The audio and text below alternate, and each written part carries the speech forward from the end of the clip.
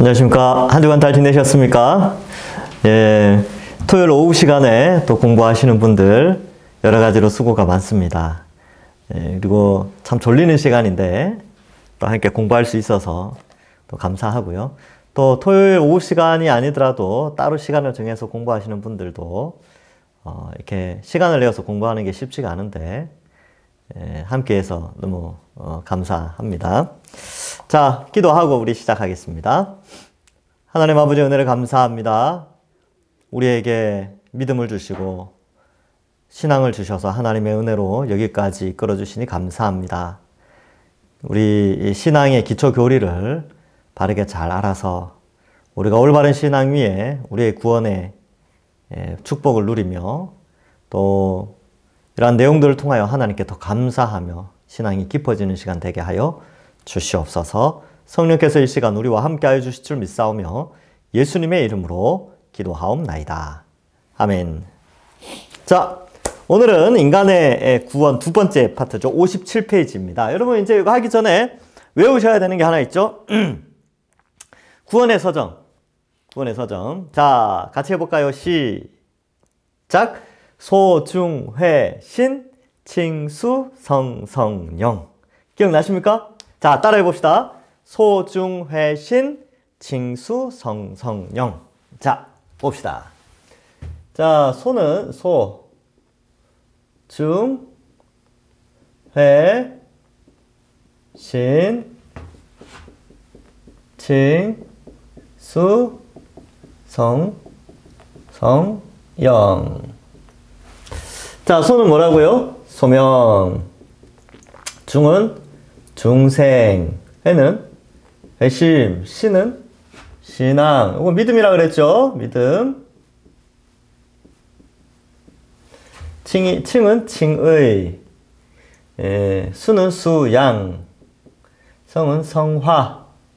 두 번째 성은 성도의 견인. 그 다음에 영은 영화. 자, 부르심 앞에 예정 이런 것도 있었어요. 그래서 보통은 구원의 서정 9단계, 여기 소명부터 영화까지 9단계인데 앞서서 예정을 이야기하는 경우도 있습니다. 그래서 우리 이 책에서는 제가 예정을 좀 다루었죠. 자, 그런데 어쨌든 여기서부터 소, 중, 회, 신, 칭수, 성, 영. 부르심, 거듭남, 그죠? 다시 태어남, 회개, 회심, 신앙을 가지죠. 믿음을 가지고, 믿음 때문에 의롭게 여겨진다. 칭의, 수양, 양자로 받아들여짐. 그 다음에, 이 성화, 거룩한 삶을 사는 거죠. 성도의 견인, 한번 구원받은 사람은 지옥 가지 않는다. 이런 뜻이에요. 영화, 나중에 이제 완전한 부활체로 새하늘과 새 땅, 새로운 지구에서 영원히 살게 되는 것입니다. 자, 이러한 것들로 살펴보는데 오늘은 이제 지난주까지가 여기까지 살폈어요. 그쪽 앞에 한번 보실까요? 예. 그죠? 회심, 53페이지, 회심 해가지고 55페이지까지 설명을 했는데 오늘은 여기서부터 여기까지 한번 살펴보도록 하겠습니다. 57페이지 같이 한번 볼까요? 믿음. 믿음이라는 말의 어원은 신뢰하다라는 의미를 갖는다. 신뢰, 믿는다 이런 뜻이죠. 하나님께서는 자신을 분명하게 신뢰할 만한 분으로 드러내신다. 진짜 그렇죠. 예, 신뢰할 만한 분이시죠. 신앙은 맹목적으로 어둠 속에 뛰어드는 것이 아니라 우리를 어둠에서 빛으로 불러내신 하나님을 신뢰하는 것이다. 경신, 이 경신이라는 게 이제 가볍게 믿는다 이런 뜻인데 대충 믿는 거, 이런 거, 대충 믿고, 대충 알고, 이런 거 있죠. 그래서, 논리적인 거 없이 덮어놓고 믿는 거, 이런 것들이에요. 경신은 타당한 이유 없이 무언가를 믿는 것이다. 미신의 재료가 되고, 미신이 번창하게 되는 원인이 된다. 믿음은 조리 있고, 일관성 있는 합리성 위에 선 것이고, 건전한 경험적 증거 위에 선 것이다. 그래서 여러분, 이 무속이나 미신들, 이런 것들에는 경전이 없어요. 그죠? 이런 게 없다니까, 이런 게. 왜냐하면 이런 게 없다는 말은 뭐냐면 논리가 없다는 거고, 그것은 인간의 주관적인 잘못된 체험으로 신앙심을 유발시켜서 망하게 되는 그런 결과를 가지고 옵니다. 그래서 그런 걸 경신이라 그래요. 미신, 무속 이런 것들. 그러니까 이런 것들이 있으면 안 되겠죠. 그런데 이제 우리의 신앙은 이 성경 66권 하나님의 말씀에 근거해서 또한 이 속에는 신화가 있지 않습니다. 이 속에는 역사가 있어요. 근데 역사라는 게 뭐냐면 제가 말한 신화는 거짓을 인간의 목적에 의해서 만들어낸 신화지만 여기에 있는 역사는 하나님의 이야기, 하나님이 인간 역사 속에 함께 하신 역사적 사건을 기록하고 있어요. 실제로 일어났던 역사적 사건이죠. 신화는 꾸며낸 거죠. 여러분, 박혁거세가 알에서 깨어났다. 그 알에서 깨어나서 신라를 건국했잖아요. 그건 뭐예요? 신화죠, 신화. 신화죠. 알에서 깨어났다는 것은 뭐예요? 포유동물이 아니라는 거잖아요. 그죠? 이게 과학적으로 따지면 그런 거예요. 알에서 깨어날 수가 없죠. 배꼽이 없는데, 원래 이제 알에서 깨어난 동물들은 배꼽이 없어요. 그러니까, 이 박혁거세가 그랬을까요? 아니죠. 그러니까 이런 것들은 신화라고 합니다. 실제적으로 일어나지 않은 것이었죠. 불가능한 것이고. 그러나 하나님은 전능하신 하나님이 이 현재 우리 눈에 보이는 모든 질서를 만드셨고 유지시켜 나가고 있는 것이죠. 그래서 성경 66권은 역사적 사실이지 신화가 아닙니다. 그래서 하나님을 믿지 않는 자들은 이걸 신화라고 생각하죠, 자꾸. 그러나 우리는 역사라고 우리는 받아들입니다. 그래서 뭐 이게 역사였느냐 아니냐, 이게 실제 역사였느냐 이거를 잘 증명해 주는 게 사실은 고고학이죠. 고고학인데 이 고고학이 아주 발전하면서 성경이, 이 고고학의 큰 역할이 뭐였냐면 성경이 역사다라는 걸 증명하는 거예요. 역사다 이걸 증명하는 겁니다. 성경이 역사다. 제가 지난주인가요? 지난주 오후 예배 때 사진 하나 보여드렸죠. 고레스 실린더. 실제로 고레스 왕이 바벨론에 포로된 사람들을 다 이제 각 나라별로 돌려보내는 그 내용이 그 고레스 실린더에 담겨져 있어요. 그래서 성경의 역사라는 걸 알려주고 있죠.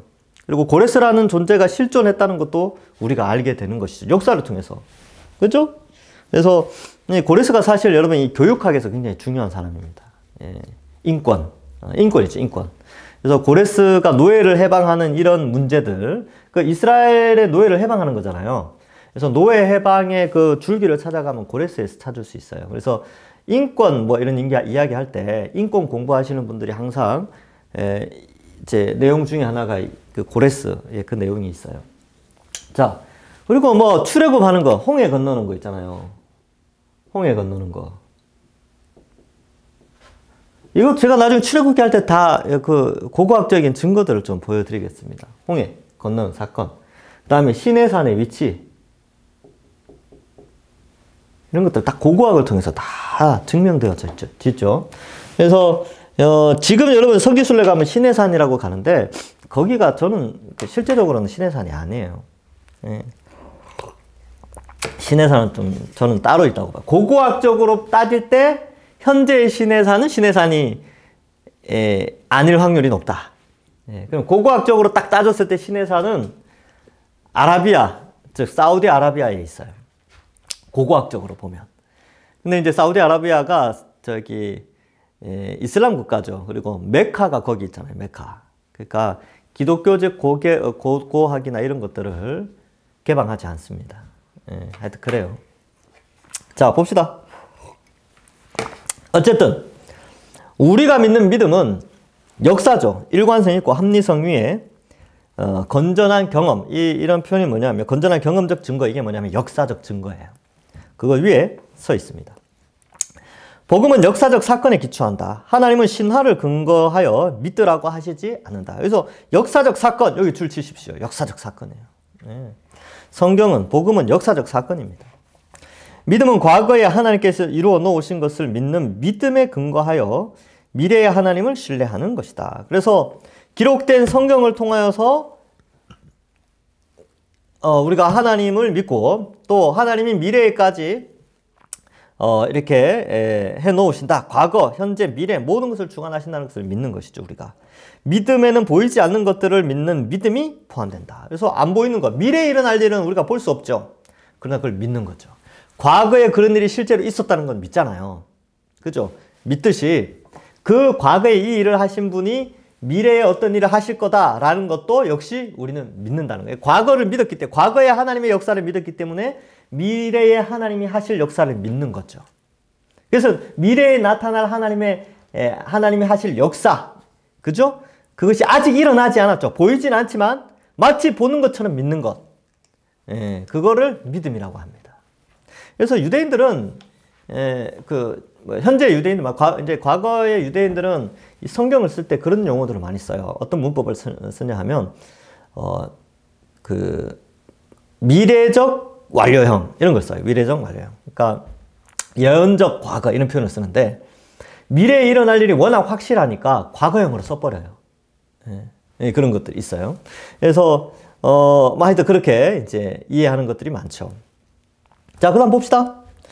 자, 그 다음 점, 네 번째 점이죠. 믿음은 과거에 하나님께서 이루어 놓으신 것을 믿는 믿음에 근거하여 요거 해줘 참. 다섯 번째 점. 믿음은 하나님이 계신 것을 믿는 것 이상이다. 이것은 귀신들도 알고 있다. 믿음은 하나님을 믿는 것이다. 그러면 이게 뭐냐면, 하나님이 계신 것을 믿는 것 이상이 뭐냐면 사실 순종으로 나아가는 겁니다. 순종. 그래서 귀신들도 알죠? 근데 귀신들은 순종하지 않아요. 하나님 계신 것 알죠? 근데 순종하지 않죠. 하나님이 창조주, 만왕의 왕이라는 게, 만왕의 왕이라는 것을 순종하지 않습니다. 근데 우리가 믿는 믿음이 참이라는 것은 우리는 순종하잖아요. 하나님 뜻에 순종하고 믿는 것이죠.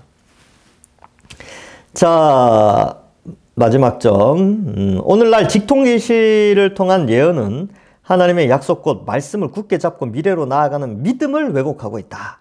미래에 대한 견고한 증거는 하나님의 약속에서부터 나온다. 그래서 이거 이제 잠깐 다뤄봤는데, 믿음을 왜곡하는 것 중에 하나가 잘못된 미래예요. 그러니까 성경을 벗어난 직통계시 이런 거 있잖아요. 그런 거 조심하시라는 거예요. 그래서 이런 거 주장하는 단체들인데 절대로 가시면 안 됩니다. 무슨 계시를 봤다. 그런 것들 있죠. 그런 것들 조심해야 됩니다.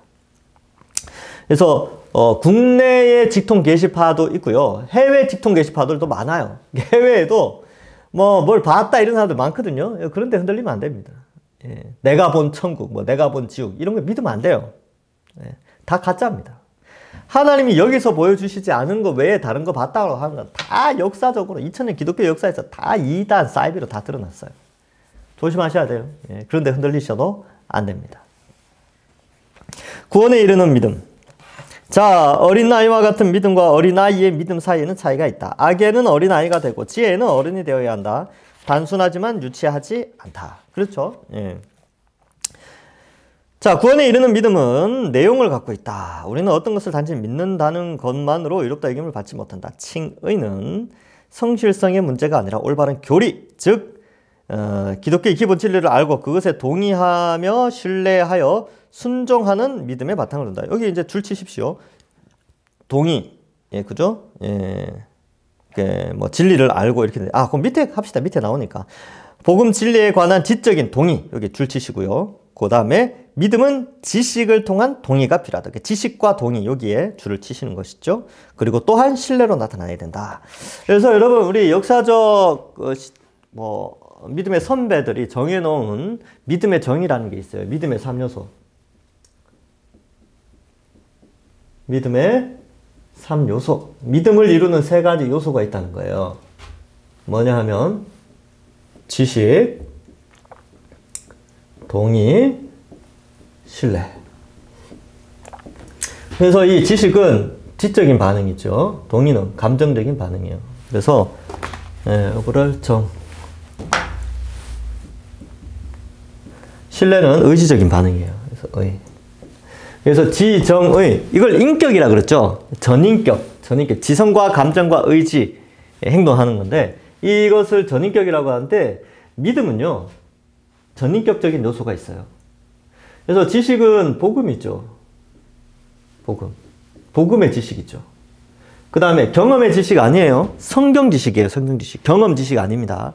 그래서 뭐 신령한 거를 체험하고 경험하고 뭐 이런 거 아니에요. 철저하게 이 지식은 복음, 성경의 지식입니다. 동의는 이거 그야말로 동의하는 거예요. 동의.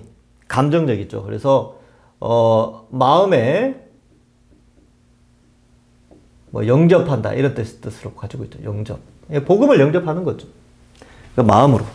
맞다. 그렇지. 예수님이 나의 죄의 형벌을 대신하여 십자가에서 죽으셨지. 형벌 대속으로 죽으셨구나. 그 십자가의 의미를 이제 듣고 깨달아서 믿는 거죠. 영접하는 거죠. 그 다음에 어떻게 해요? 그렇게 살아가는 거죠. 의지. 요 세 개가 한꺼번에 작동하는 것을 믿음이라고 해요. 그러면 옛날 사람들이 자꾸 믿음은 구원받는다, 믿음은 구원받는다 자꾸 그러는데 자꾸 요 부분, 요것만 강조를 해가지고 요거를 놓치는 경우가 많았어요. 요 신뢰 부분은. 여러분 이게 빠져버리면 믿음이 아니에요. 믿음이 아니라니까요. 그죠? 믿기만 하면 되지 뭐. 그게 가짜 믿음이라니까요. 그래서 우리 믿음의 선배들이 이 세 가지를 다 집어넣고 믿음은 전인격적인 반응이지 지성과 감정의 반응이 아니라 의지적 반응까지 같이 가는 거다. 그래서 복음서를 읽어보면 예수님이요. 이거 엄청 강조하세요. 이거. 굉장히 강조합니다. 그래서 열매로 알리라.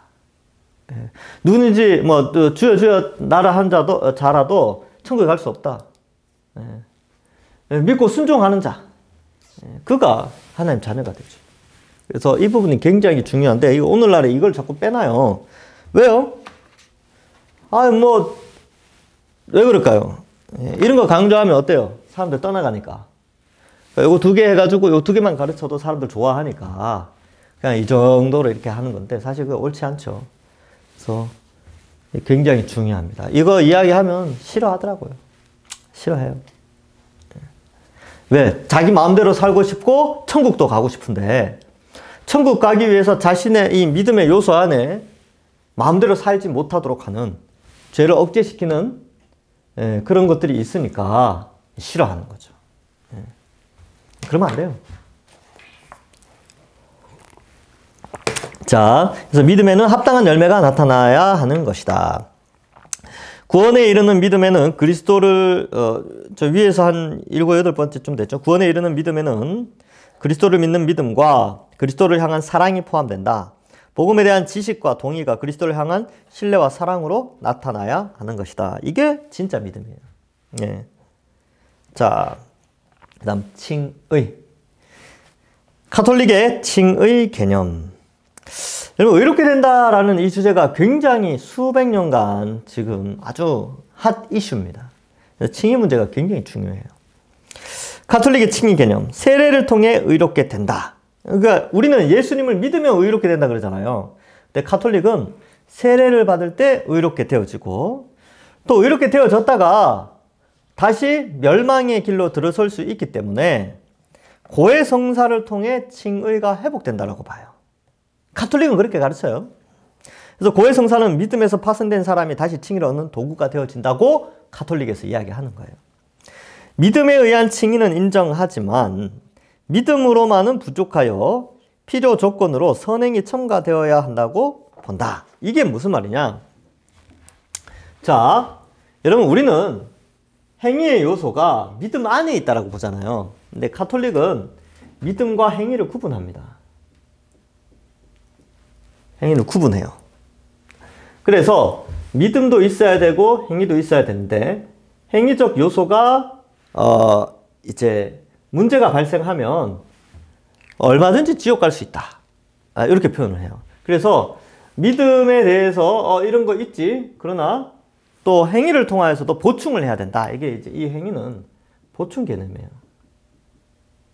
이게 무슨 문제가 발생하느냐 하면 칭의를 얻는데 믿음이 아니라 믿음에 뭔가 알파 요소를 더해야 된다는 거예요. 이 알파 요소가 뭐냐면 고해성사. 뭐 각종 뭐 그런 것들, 여기 대표적으로 고해성사를 했는데 여러 가지가 있어요. 그러니까 이게 무슨 의미가 있냐면요. 예수님이 행하신 십자가 사건으로는 구원받기가 어렵다, 이런 뜻이 있어요. 그러니까 예수님의 십자가 은혜로만은 구원받기 힘들고, 우리가 노력하는 어떤 우리의 노력과 플러스 될 때에 칭의가 이루어진다라고 주장하는 게 가톨릭이에요. 우리는 우리의 행위가 필요 없죠. 하나님의 전적인 은혜예요. 여러분, 여기 보면 예정, 소명, 중생, 회심, 우리의 노력이 있습니까? 없습니까? 없죠. 하나님의 은혜죠. 성령이 여기 임하셔서 우리를 돌이키고, 믿는 것도 어때요? 하나님의 선물이잖아요. 에베소서 2장 8절. 그죠? 행위에서 난 것이 아닌 누구든지 자랑치 못하게 하잖아요. 그죠? 그러니까 믿고 의롭게 되어지는 거죠. 믿음으로 말미암아 의롭게 되어진다. 이거는 로마서, 갈라디아서에 나오는 중요 주제 아닙니까? 그리고 양자로 받아들였지. 갈라디아서 성령에 의해서. 예, 그죠? 그러니까 이 모든 게 봐요. 여기까지도 그렇고 다 은혜죠. 그럼 성화도 은혜예요. 성화는 어떻게 되어진다고요? 성화 역시 성령에 의해서 이루어지는 거죠. 성령. 제가 전에 이 그림 생각납니까? 성경, 나, 이렇게 해서 이렇게, 그쵸? 그래서 여기에 성령의 조명의 사역. 여기에는 성령의 성화의 사역. 그래서 나라는 존재가 성경을 볼 때에 조명을 통해서 이해되어지고, 그 이해된 만큼 순종하여서 변화되어지는 것이 성화인데, 이 성화 역시 성령에 의하여서 거룩함이 일어나게 된다는 거죠. 그러니까 이 성령 하나님이 내게 오셨기 때문에 성화가 일어나는 거예요. 은혜죠, 은혜. 내 노력이 아니라 성령께서 나의 지성과 감정과 의지를 변화시켜서 지식과 동의에 이르게 하신다는 거예요. 성령께서 지식과 동의에 이르게 하고 신뢰하게 하죠. 의지로 이제 성령의 도우심으로 성화의 삶을 살게 한다는 거예요. 그럼 이 모든 것이 성화도 은혜죠, 은혜. 내 노력이 아니고. 성도의 견해는 말할 것도 없죠. 하나님 끝까지 우리를 지키신다, 이런 뜻이니까. 영화는 인간의 노력으로 되는 게 아니죠. 그러면 예정부터 혹은 소명부터 영화에 이르기까지 우리의 노력이 들어갑니까? 우리의 행위에 어떤 내세울 만한 게 있어요? 없다니까요. 다 하나님의 전적인 100% 은혜입니다. 이 고백밖에 우리는 할 수 없어요. 그렇죠? 그럼 우리가 봉사하고 헌신하고 수고하고 이런 거는요, 다 은혜라니까요. 하나님께서 어때요? 빌립보서에 보면 우리 마음속에 성령이 우리 속에서 선한 일을 하게끔 하시는 거죠. 선한 일을 위하여서 우리가 그 열정을 가지고 하도록 하시는 거죠. 성령이 그렇게 바꾼다는 거예요. 우리는 원래 하나님 앞에서 선한 행위를 할 수 있는 그런 존재가 아니에요. 성령이 그런 마음을 주셨으니까 그렇게 하는 거죠. 그러니까 은혜다. 근데 가톨릭은 그렇지 않아요. 가톨릭은 이런 것들이 은혜도 있지만 여기에 플러스 알파 행동을 해서 구원을 받는 거다. 여러분, 대부분의 이단들도 동일합니다. 어떻게 구원받습니까? 구원받는 거 믿음 플러스 알파. 예수 그리스도의 십자가로는 부족하니까 플러스 알파를 해야 돼. 다 그렇게 이야기해요. 다. 그래서 한때 우리 교단에서는 가톨릭을 이단이라는 이름으로 명명했습니다. 그래서 가톨릭을 이단으로 본다. 그래서 예전에는 이교로 봤는데 지금은 이단으로 봅니다. 그래서 이제 논쟁이 좀 발생했죠. 아니, 그럼 이때까지 수백 년 동안 이단이 아니라 이교로 여겨졌는데, 다른 종교로 봤는데 이단으로 여기면 또 다른 거 아니냐 해서 논쟁이 일어나서, 그러면 예전에는 가톨릭에서 세례받은 사람을 입교만 하면 됐는데, 이제 이단에서 세례를 받았으니까 학습과 세례를 다시 받아야 되느냐, 또 이 문제가 발생하니까 또 막 문제가 있어요. 그래서 저도 이제 이게 어떻게 결론 내려지는지 좀 더 공부는 해봐야 되겠지만, 하여튼 그런 골치 아픈 문제가 있습니다. 어쨌든 카톨릭에 대해서 여러분들이 자꾸 큰 집이라고 생각하는데 아니에요. 완전 다른 집이에요. 완전히 다른 거예요. 오히려 우리에게 해를 끼치는 거죠. 여러분, 그 18세기 유럽에서는 카톨릭과 기독교의 종교 전쟁이 있었죠. 그래서 카톨릭 사람들이 기독교인들을 엄청 죽였어요. 사실은 원수지간이죠. 우리가 그 역사를 몰라서 그렇지. 하여튼 엄청나게 기독교인들 죽였어요. 말도 안 되는 걸로. 성경 번역제 이런 거 있잖아요. 어쨌든 이렇게 되는데 그래서 믿음 플러스 그러니까 하나님의 은혜 플러스 인간의 노력으로 구원받는다라고 주장하는 게 가톨릭이고 우리는 하나님의 은혜로만 구원받는다. 이거 다 하나님의 은혜잖아요. 은혜. 여기까지. 하나님의 은혜로만 구원받는다. 자, 그래서 여러분 가톨릭 사람들이 착한 일 많이 하죠. 뭐 고아원 설립하고 뭐 학교 설립하고 무슨 선한 단체 설립하고 막 그런 거 하잖아요. 왠지 아세요? 지 구원받으려고 그래요. 자기 구원 때문에. 그게 하나님 은혜에 감사해서 하는 게 아니고 자기가 구원받는 요소로서 그런 봉사를 하는 거예요. 그러니까 우리가 사회에서 선한 일을 행하는 거하고 완전히 질이 다르다니까요. 성격이 달라요. 그렇게 이해하시면 됩니다. 자, 개혁주의에서의 칭의의 개념. 재미난 거 하나 알려드릴까요? 여러분, 칼빈이 주석을 썼는데, 성경 66권 쭉 썼잖아요. 그 주석을 읽어보면, 가톨릭을 정말로 심하게 욕합니다. 예. 엄청나게 욕해요. 그러니까, 오늘날의 칼빈이 오늘날의 강단에서 설교했다가는, 은혜가 안 됐을 거예요. 하도 욕을 심하게 해가지고. 예.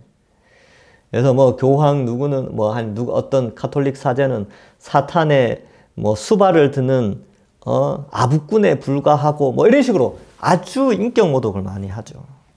그러니까 이제 고소 고발 당할 수 있어요, 칼빈이. 근데 그런 내용들이 많더라고요. 제가 이제 칼빈이 쓴 책들을 읽으면서 야, 진짜 세게 이야기한다. 칼빈도 한 성격 했겠구나 이런 생각을 해요. 사실 그런 성격이 있었기 때문에 그 엄청난 책들을 펴냈죠. 자, 하여튼 그렇습니다. 나중에 가톨릭과 기독교의 차이를 제가 특강 시간에 한번 하겠습니다. 개혁주의에서 칭의 개념. 하나님은 행위로 말미암은 의를 가지고 계신다. 그러나 그 조건에 맞는 사람은 단 한 사람도 없죠. 예, 당연히 없죠. 그래서 의인은 한 사람도 없는 것이다. 제가 로마서 3장 10절을 읽어드릴게요. 이게 시편 14편 1편을 이제 1절부터 3절을 인용한 건데, 자, 로마서 3장 10절. 기록된 바 의인은 없나니 하나도 없으며 깨닫는 자도 없고 하나님을 찾는 자도 없고 다 치우쳐 함께 무익하게 되고 선을 행하는 자가 없나니 하나도 없도다. 이게 시편 14편 1절부터 3절의 내용이에요. 예. 그러나 단 한 분 예수 그리스도만이 행위 의를 성취하셨다. 예, 행위로 만약에 행위로 의를 결정한다면 행위의 완전한 의는 예수님밖에 없다는 거예요. 예. 그러면 이거는 율법을 다 지킨 것과 연결되어 있느냐? 뭐 그것과 관련되어 있는데 보통 우리가 예수 그리스도의 의를 이야기할 때는 세 가지로 이제 보통 설명을 해요.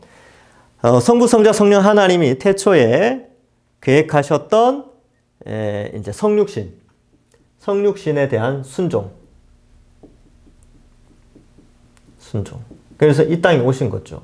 여러분, 성육신으로 이 땅에 오신 것은 율법의 어떤 그런 게 아니에요. 그냥 성부, 성자, 성령 하나님의 그런 창세전의 계획에 순종하신 거죠.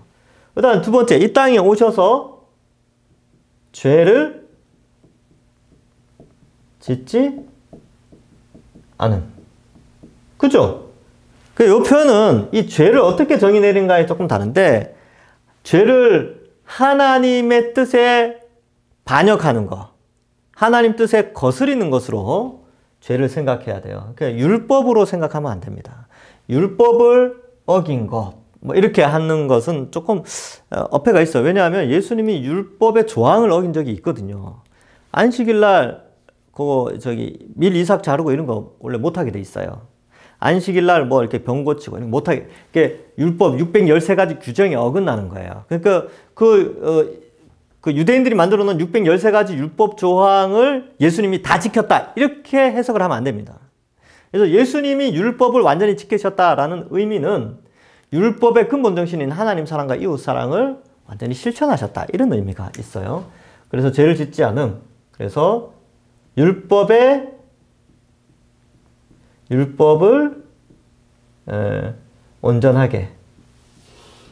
온전히 지키심.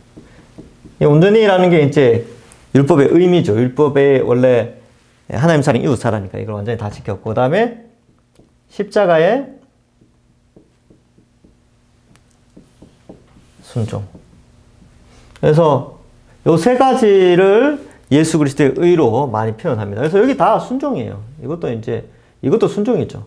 율법의 근본 정신에 순종한 거고, 이것도 십자가에 순종한 거죠. 그래서 예수님의 의, 예수님만이 유일한 의인이신데, 예수님만이 하나님의 성부, 성자, 성령 하나님이 계획하신 그 모든 의의 조건을 다 이루신 완전한 의인이시라는 거예요. 그래서 이런 개념을 좀 인식하고 있으면 되고요. 그래서 이 순종 개념이 있기 때문에 예수님의 완전한 순종, 그래서 행위의 개념이 좀 포함되어져 있습니다.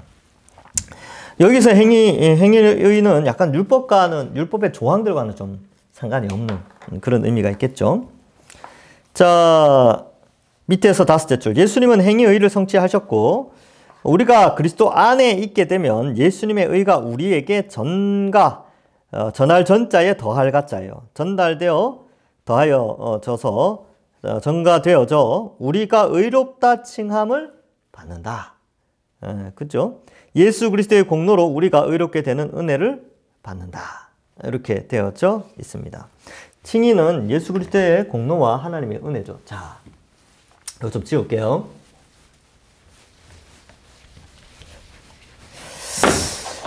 그래서 우리가 이제 예수 그리스도, 기억납니까? 그리스도 안으로 들어가면 우리가 원래는 아담 아래에 있었는데, 그죠? 나라는 존재가 이쪽으로 들어가려면 어때요? 믿음으로 들어가죠. 예수 그리스도를 믿음. 믿음 뭐예요? 들을 때 되죠. 들음 뭐예요? 그리스도의 말씀, 복음이죠. 그래서 복음이라는 지식을 듣고 이걸 듣고 믿어서 이쪽으로 들어가죠. 그래서 새로운 삶, 지식, 동의, 신뢰로 들어가서 어때요? 딱 들어가니까 그리스도 안에 있는 거예요. 그래서 예수님만이 유일한 의인이신데 딱 들어가니까 이 의가 나에게 전달되어지는 것이죠. 그래서 어때요? 의인답게 의를 행하죠. 여기서는 아담의 죄가 나에게 전달되어지죠. 원죄라고 하죠. 그래서 어때요? 자범죄를 짓잖아요. 죄를 짓고 살아가죠. 결과는 죽음, 지옥이죠. 죽음과 지옥. 치욕처럼 보이는데요. 예. 죽음과 지옥, 형벌이에요. 이게 형벌이죠. 그런데 그리스도의 의가 나에게 전달되어져서 의를 행함으로 말미암아 믿음에 합당한 의죠. 그래서 어떻게 됩니까? 죽음이 아니라 영생, 지옥이 아니라 천국. 그래서 육체의 죽음, 지옥의 고통 이렇거든요. 근데 여기는 육체의 영생, 천국의 복락 이런 표현을 씁니다. 많이 들어봤죠? 영생, 복락 혹은 영생, 천국. 육체의 영생, 이거 부활이죠. 부활. 그런 의미가 있습니다. 자, 그 다음 칭의는 그리스도의 공로 플러스 하나님의 은혜예요. 예. 그러니까 그리스도의 공로로 되어지죠. 여기서 일로 가는 건 다 하나님의 은혜죠. 이거 다 하나님의 은혜잖아요. 예, 은혜. 칭의도 은혜입니다. 그리스도 안에 들어가는 방식이 바로 믿음이다. 들어가는 거 믿음이죠. 믿음으로 그리스도 안에 있는 자는 하나님의 은혜로 그리스도의 공로의가 전가되어 의인이 된다. 구원에 이르는 믿음은 그리스도를 구주와 주인으로 받아들이는 회개하는 신앙이다. 그래서 예수 그리스도를 믿고 이제 중생하면서 성령이 오셔서 하나님 부르시고 성령이 오셔서 복음을 들어 믿어서 칭의가 이루어지죠. 그 사이에 회개하게 되는 것이죠. 이런 거 공로의라고 할 때 이 의인데 이 모든 게 예수님 공로죠. 성육신하여 오신 거, 율법을 온전히 지키신 거, 십자가에서 순종하신 이 공로의에 의하여서 우리도 의롭게 여김을 받게 됩니다. 자, 그래서 이러한 표현들이 참 중요하지요. 자, 그래서 뭐 그러한 표현들 쭉 있습니다. 예. 자, 그다음 로마서를 제가 한 구절 읽어드릴게요. 죄가 너희를 주장하지 못하리니 이는 너희가 법 아래 있지 아니하고 은혜 아래 있습니다. 그래서 은혜, 모든 것이 은혜예요. 은혜. 자, 그런 걸 좀 생각해 볼 수 있고요. 이는 죄가 로마서 5장 21절 이는 죄가 사망 안에 왕노릇한 것 같이 은혜도 또한 의로 말미암아 왕노릇하여 우리 주 예수 그리스도로 말미암아 영생에 이르게 하려 함이라. 이게 보면 이제 로마서 5장 21절에 보면 죄가 사망 안에서 왕노릇했다. 그러니까 죄가 죽음 안에서 아주 우리를 지배하면서 살아서 이런 결과물을 가져오는데 은혜도 의로 말미암아 하나님의 은혜도 예수님의 의로 말미암아 어때요? 칭의로 말미암아 이 의로 말미암아 어떻게 되냐 하면 영생에 이르게 된다. 영생. 이런 내용들이 성경에 다 나오는 내용들이에요. 자, 그 다음 수양, 양자됨. 받을 숫자에 양자할 때 그 양자예요. 그래서 아들됨의 특권이다. 왕 앞에 나아갈 수 있는 자가 많지 않다. 그리고 다 허락을 받아야 나갈 수 있다. 그러나 아들은 언제나 자유롭게 나아간다. 우리는 그리스도의 몸된 교회이고 아버지 하나님의 양자가 되었기에 로마서 8장 15절 갈라디아서 4장 6절은 양자의 영, 이 성령을 의미해요. 아빠 아버지라 부르짖느니라 그런 내용이에요. 이제 누군가를 거치지 않고 담대히 아버지께 나아간다. 프로사 고게 기억나십니까? 이거 성경에 3번 나오는 단어인데 프로사 고게 다시 복습하는 의미에서 제가 에베소서 할 때도 했는데 이 프로사 고게 본문에 보면 프로사 고게 넌 이렇게 되어 있는데 프로사 고게 원형이 이거예요. 이게 뭐랬냐면 첫 번째가 지성소로 나아가다. 두 번째가 왕을 알현하다. 저희 대제사장이 지성소에 1년에 하루 들어가잖아요. 하루 동안에 대속죄일 들어가는데 그때 들어간다라는 히브리 단어를 헬라어로 바꾸면 이 프로사고기를 써요. 특권을 가지고 들어가다. 그래서 영어로는 privilege of entrance라는 표현을 씁니다. privilege가 특권이거든요. 그래서 들어감의 특권 이런 뜻이에요. 근데 이제 이것이 헬라 시대 때 이 단어는 왕을 아련하다, 왕을 뵙다, 왕을 뵙기 위해 들어가다 이 단어를 프로사고게라는 단어를 특정한 단어로 써요.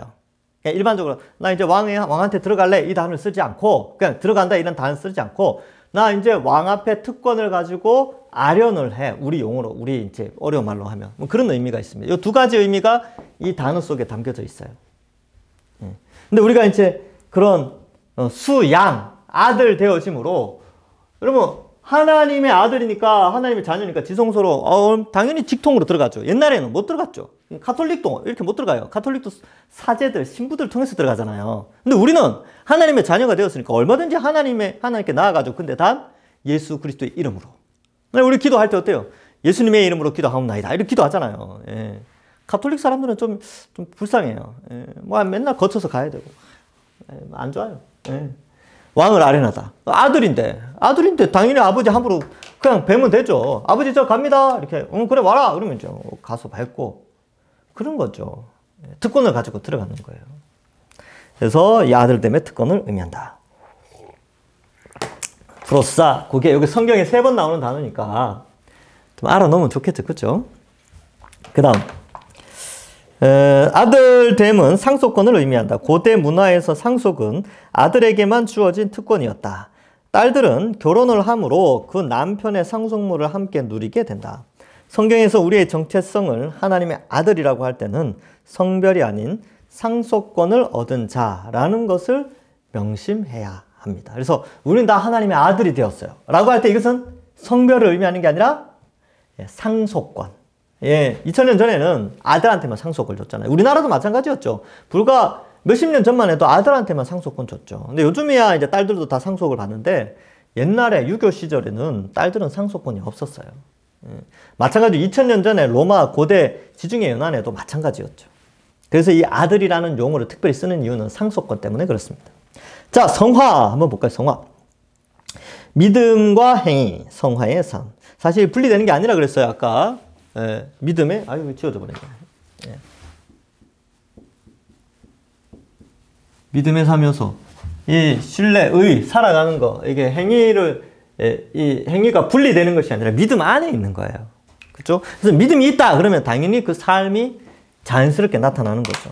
자, 우리의 신앙의 고백에 선행이 따르지 않는다면 그것은 우리에게 의롭다 여길 만한 믿음이 없다는 분명한 표가 된다. 그러니까 예수님 믿었다 그러면서도 선한 삶이 없다는 것은 그 믿음이 없는 거예요. 예. 개혁주의 신앙 볼까요? 우리는 믿음에 의해 칭의를 받는다. 그러나 그 믿음은 열매 없이 홀로 믿는 믿음이 아니다라고 말한다.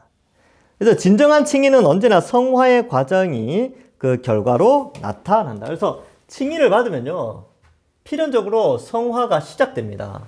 이게 이제 여기 이제 출생이죠. 중생, 거듭남인데 거듭나면 여러분 애가 태어나면 어떻습니까?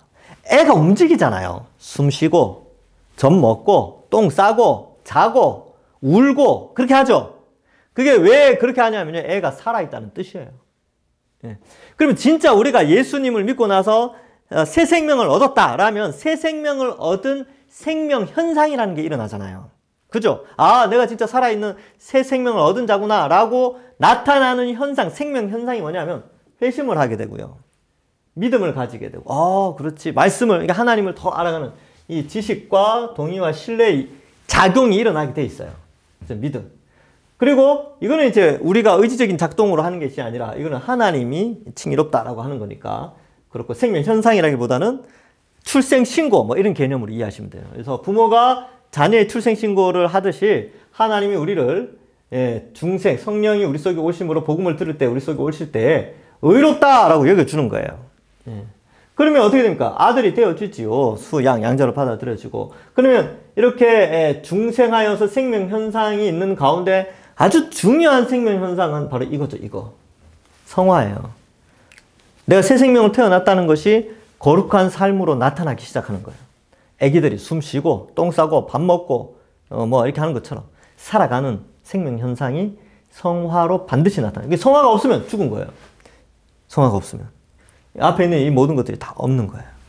그래서 긴밀하게 다 연결되어 있다. 하나님께서 은혜로 우리를 구원하시는 이 구원의 서정 가운데 그 어느 것 하나도 빠뜨려 놓지 않는다는 거예요.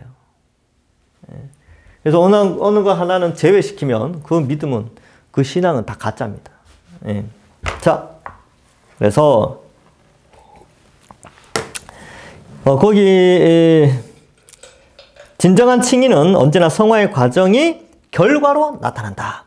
성화가 따르지 않는다면 처음부터 칭의가 없었던 것이 분명하다. 그래서 여러분, 저는 그렇게 생각을 해요. 성화의 삶이 없는데 과거에 교회를 다녔다고 해서 그 사람이 구원받았다고 생각하지 않습니다. 아주 무서운 경고죠. 그죠? 그래서 여러분들 주변에도 있을 거예요. 아, 옛날에 저 사람 참 교회 열심히 다녔는데 이제는 교회 안 다녀. 옛날에 교회는 열심히 다녔지만 믿음은 없었어요. 그래서 옛날에 예수님 믿고 교회를 열심히 나오는데 지금 교회를 안 나오면 옛날에 가졌던 믿음은 가짜였다는 거예요. 진짜 믿음은 성화로 나타날 수밖에 없다니까요. 힘들고 지치고 어려워도 열매는 맺게 돼 있어요.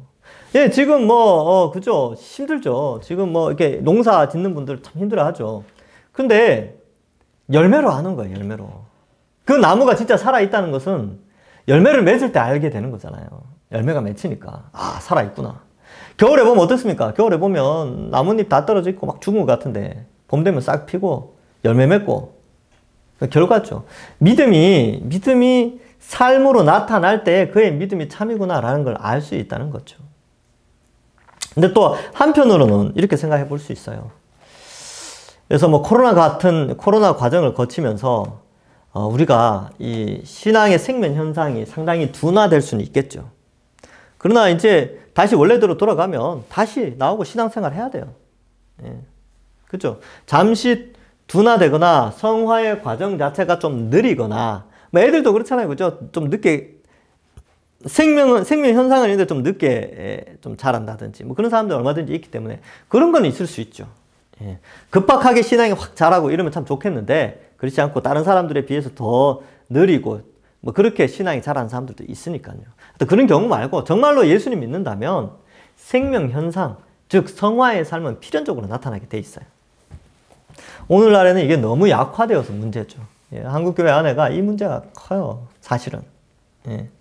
그래서 예수 믿는다고 하면서 맨날 TV 뉴스에 나와가지고 막 이렇게 쇠고랑 차고 들어가는 사람들도 있고 막 그래요. 예. 예수 믿는다고 그러면서 막 법을 다 어기고 막 그죠.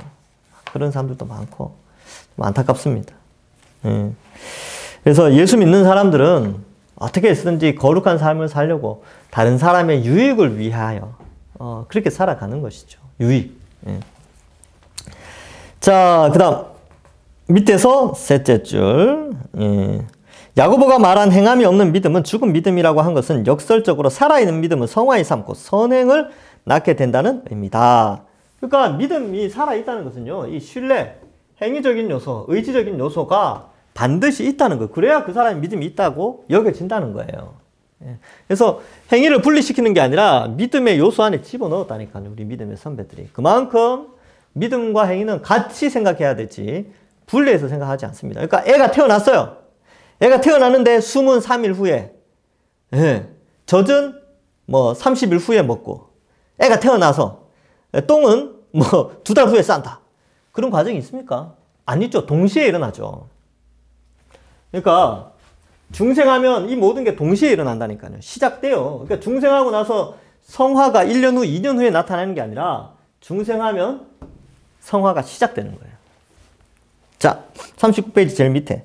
예수님을 구원자로 모시지만 주인으로 모시지 않으면서 칭의를 얻을 수 있다고 생각하는 현대적 형태의 율법 폐기론의 이단은 통탄할 만한 오류다. 이게 무슨 말이냐면 구원자이지만 주인으로 모시지 않는다. 그러니까 나를 구원한 거는 맞지만 순종하진 않겠다는 거예요. 천국도 가고 싶고 내 마음대로도 살고 싶다는 거죠. 내가 왜 그 예수님 말씀에 순종하고 성경에 순종하면서 그렇게 거룩하게 살아야 돼. 그냥 구원받은 걸로 만족하고 난 천국 상급 욕심 없으니까 그냥 내 마음대로 살게 내버려둬 라고 하는 게 율법 폐기론자들이에요. 이단이죠. 네, 율법은 필요 없다. 그러니까 이제 선한 율법의 의미죠. 나쁜 율법의 의미가 아니고 율법의 조항 이런 게 아니고 율법이 원래 주장하는 하나님 사랑, 이웃 사랑 이런 거 나 필요 없어. 나 뭐 구원 받았는데 뭐 그냥 내버려둬. 이게 율법 폐기론자들이에요. 그러니까 믿음의 3요소 중에 이 신뢰 부분을 삭제하려고 하는 이러한 율법 폐기론자들은 이단이다. 이렇게 이제 책들에서 좀 나타내고 있습니다. 자, 죄를 회개하지 않는 것은 우리가 그리스도의 주권에 회개하는 것은, 죄송합니다. 죄를 회개하는 것은 우리가 그리스도의 주권에 복종하는 것이죠. 회심하는 거. 회심은 항상 있어야 돼요. 그러니까 처음 믿을 때 회심하는 것과 매일매일 회심하는 게 있죠. 그래서 예수님이 베드로에게 그러죠. 야, 목욕한 사람은 발만 씻으면 된다. 목욕이라는 것이 처음 회심하는 것이고요. 발 씻는 건 순간순간 매일매일 살아가면서 회개기도 하는 그런 것을 의미합니다. 자, 그리스도 위에서 셋째 줄, 넷째 줄, 셋째 줄 끝에 그리스도의 주인됨을 인정하지 않는 것은 회개하지 않는 믿음, 즉 믿음이라고 할 수 없는 어떤 것으로 칭의를 구하는 것이 된다. 그래서 우리 예수 믿는 사람은 늘 회개하는 사람이에요. 자, 그 다음 전통적으로 온전한 믿음으로 하나님 나라에 들어가고 상급은 선행에 따라 주어진다라는 전통적인 가르침이 있죠. 이 상급이라는 것은 이 땅에서의 상급이 아니에요. 천국에서의 상급이에요. 이게 이 땅에서의 상급으로 되어져 버리면 잘못된 율법주의로 갈 수 있습니다. 그래서 우리의 상급은 하늘에 있어요. 그래서 우리가 이 땅에서 어떻게 선하게 봉사하고 헌신하냐에 따라서 하늘 상급이 다르게 쌓이는데 뭐 하늘에도 상급의 차이가 있습니까? 저는 차이가 있다고 믿어요. 성경의 여러 가지 증거들을 보면 그런 것도 있고 구원을 강조할 때는 상급을 이야기하진 않죠. 단순히 천국 백성이 되는 것 이것 자체에는 상급을 이야기를 하지 않아요. 그러나 또 어떠한 부분에서는 이미 구원을 얻은 자에게 천국에서의 상급의 차이도 설명하고 있어요. 그래서 뭐 10골 다스릴 자, 5골 다스릴 자, 뭐 한 골, 뭐 2골 다스릴 자, 뭐 이렇게 차등을 둔다는 거죠. 그래서 그런 의미로 볼 때 뭐 우리 대부분의 신학자들도 우리 총신의 교수님들도 대부분 그렇게 생각하시는데 천국에도 상급의 차이는 있다. 그러나 그 상급의 불평이나 불만이 있거나 낙심하거나 좌절하는 그런 차등의 차이가 아니라 명예와 존귀함의 차이다. 그러니까 모든 사람이 칭찬과 명성과 존귀를 받는데 그것에 대한 그런 이제 차이지, 역시 낙심을 가져다 온다든지 비교를 해서 막 그렇게 하는 그런 개념으로 받아들이지는 않는다. 뭐 그런 식으로 이제 쓰고 있는 거죠. 그래서 저도 거기에 동의합니다. 네, 동의해요. 그래서 우리가 이 땅에서 어떻게 주를 위하여서 헌신하느냐.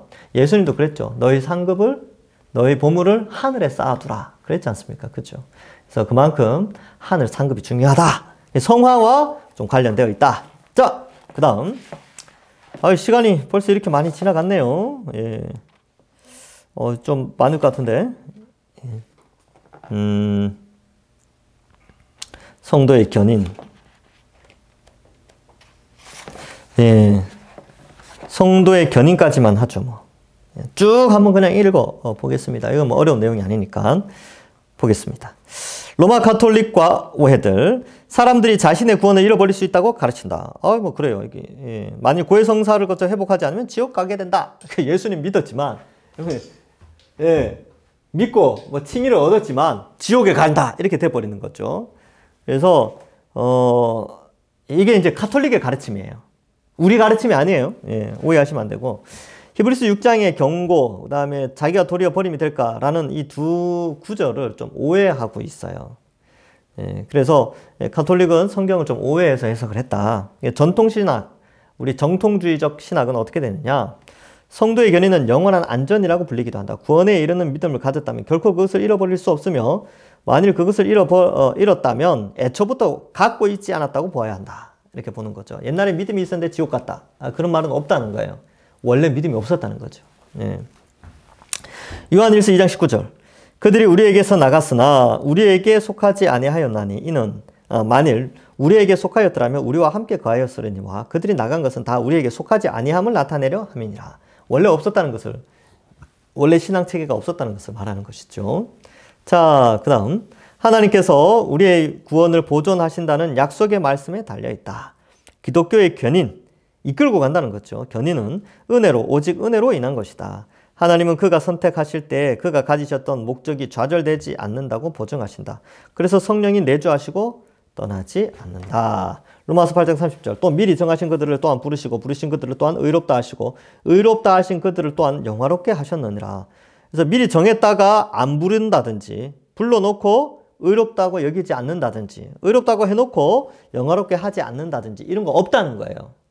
이 네 가지 정하시고 부르시고 의롭다 하시고 영화롭게 하시는 것은 다 무조건 하나님의 은혜로 다 이루어 주신다는 거죠.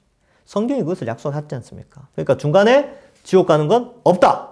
불러놓고 지옥 보내는 건 없다라는 거예요. 성경으로 봤을 때 성경이. 가톨릭에서 말하는 것 다 잘못된 거죠. 예. 로마서 8장 39절. 로품이나 기품이나 다른 어떤 피조물이라도 우리 주 그리스도 예수 안에 있는 하나님의 사랑에서 끊을 수 없다. 끊을 수 없잖아요. 근데 어떻게 지옥에 보냅니까? 안 되죠. 끊을 수 없죠. 그래서 이 로마서에 보면 여러분 예수 그리스도의 십자가가 너무나 엄청난 희생이고 값진 희생이지 않습니까? 그러니까 창조주 하나님이 피조물 인간을 위하여 피조물로 오셔서 대신 형벌을 받으셨어요. 이거는 뭐 인류 역사 속에서 있을 수 없는 일이죠, 사실은. 근데 이 은혜의 일이 단 한 번 일어났죠. 2000년 전에 예수님을 통하여서. 그러면 그 엄청난 희생을 치르고 인류를 구원하시는 하나님이 십자가가 아까워서라도, 십자가의 그 사건이 아까워서라도 구원해 주신 자는 반드시 지킵니다. 반드시 보호하시죠.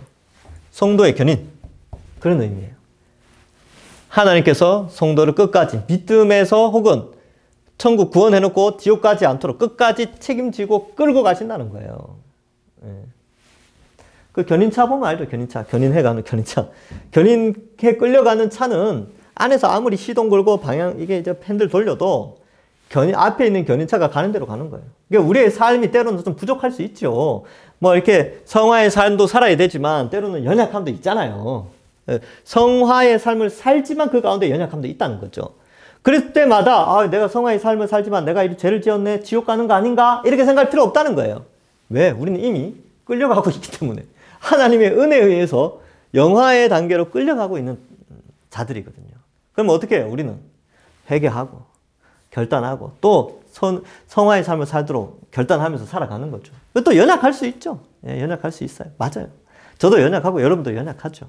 완전하진 않아요. 그러나 예수 그리스도의 십자가 형벌 대속의 은혜로 구원하신 자들은 반드시 끝까지 책임져 주신다는 거예요. 천국까지. 십자가 사건이 아까워서라도 그렇게 책임져 주십니다. 걱정하지 마세요. 예. 자,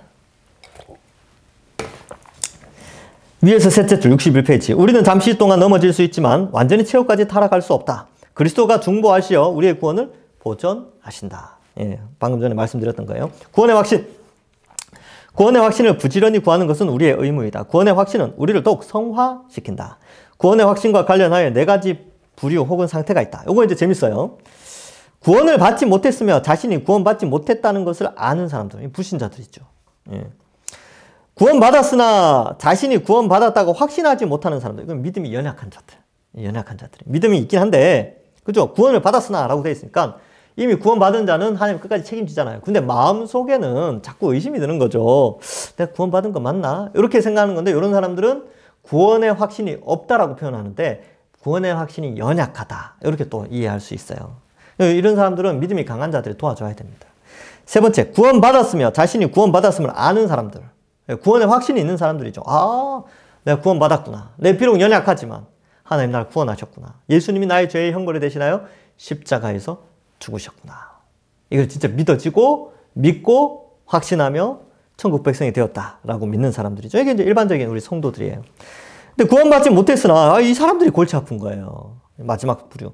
구원은 못 받았는데 자신이 구원받았다고 믿는 사람들. 이건 자신을 스스로 속이는 거거든요. 예수 그리스도의 형벌 대속의 십자가 의미나 믿음의 의미도 전혀 모르면서 그냥 난 구원받았어 라고 생활하는 이런 사람들이 이 교회를 힘들게 하기도 하고요. 막 그래요. 예. 자, 네 번째 부류의 사람들이 있는 이유는 근본적으로 구원에 대한 그릇된 교리 때문이다. 잘못된 가르침을 받아서 그렇다는 거예요. 그래서 우리는 이 교회 안에서 그래서 설교가 중요하고 가르침이 중요하고 이런 양육 과정이 중요한 이유가 교리를 바르게 알아야 바른 믿음을 가지고 신앙생활을 할 수가 있어요. 바른 믿음을 가지고 있어야 교회에 피해를 끼치지 않을 수 있다니까요. 예. 그러니까 잘 배워야 되죠. 자, 진정한 확신을 얻으려면 우리 마음을 살피고 믿음의 열매를 점검해 봐야 한다. 그래서 우리가 성화의 삶을 잘 살고 있는지 우리 스스로도 또 점검해 봐야 돼요. 예. 온전한 확신은 성령이 증거하시는 하나님의 말씀으로부터 온다. 이게 무슨 말이냐? 정말 믿음의 확신, 구원의 확신을 가지고 싶습니까? 그러면 성경을 부지런히 읽으십시오. 그러면 믿음의 확신이 더 강해집니다. 왜냐하면 이게 성령께서 하시는 구원의 확신 역시 성령께서 하시는 일이거든요. 근데 성령은 성경을 통해서 역사하시잖아요. 성경 읽으면 우리가 구원의 확신이 일어나게 되는 것이죠. 오늘은 여기까지 하고요. 다음 주에 영화 단계와 교회론에 대해서 살펴보도록 하겠습니다. 1시간 동안 수고하셨습니다. 자, 기도하고 마치겠습니다. 하나님 감사합니다. 우리를 택하여 주셔서 불러주시고 또 거듭나게 하시고 회개하게 하시고 예수님을 믿어 하나님의 자녀로 또 칭의를 얻어 하나님의 자녀로 성화의 삶을 살아 하나님의 인도하심과 보호하심 아래 영화를 꿈꾸며 살아가도록 은혜 내려주신 것 감사합니다. 이 구원의 서정을 통하여서 이 구원의 서정을 바르게 알아감으로 우리가 더욱더 우리의 믿음이 담대해지고 강해지며 구원의 확신이 더욱더 강하여져서 정말 이 세상 속에서 죄악에 물들지 않고 하나님이 원하시는 거룩한 삶을 살아가는 저희들 다 될 수 있도록 축복하여 주옵소서. 우리의 믿음이 더욱더 성숙하게 되어지도록 인도하여 주실 줄 믿사옵고 감사드리오며 예수님의 이름으로 기도하옵나이다. 아멘. 예, 수고하셨습니다. 다음 주에 뵙겠습니다.